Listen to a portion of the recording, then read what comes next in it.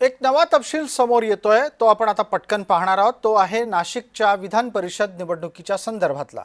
नाशिक विधान परिषद निवडणुकीच्या राजकारणातला तिढा संपल्याचा दावा करण्यात येतोय। गिरीश महाजन आणि उदय सामंत यांची झालेली बैठक आपण दृश्यांमध्ये पाहतो आहोत।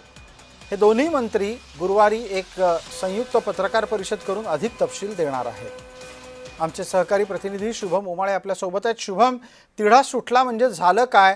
गोकुळ गीते तर ऐकायला तयार नाहीयेत।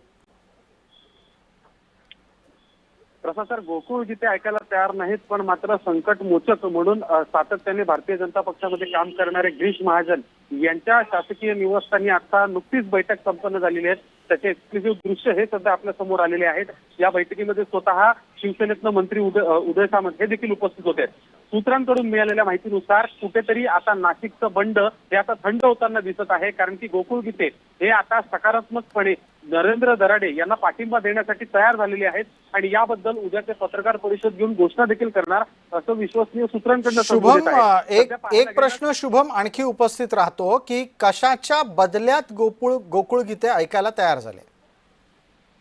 हे तरी आता कारण सध्या गुलदस्त्यात आहे। नेमकं काय बोलणं झालंय, त्यांना मंत्री उदय सामंत आणि मंत्री गिरीश महाजन यांनी काय सांगून कन्व्हिन्स केलेलं आहे हे आता पाहणं महत्वाचं असणार आहे। पण सध्या तरी नाशिकमध्ये आता महायुतीतला हा सर्व गोंधळ जो सुरू होता तो शांत झालेला आहे। धन्यवाद शुभम सगळ्या तपशिलासाठी।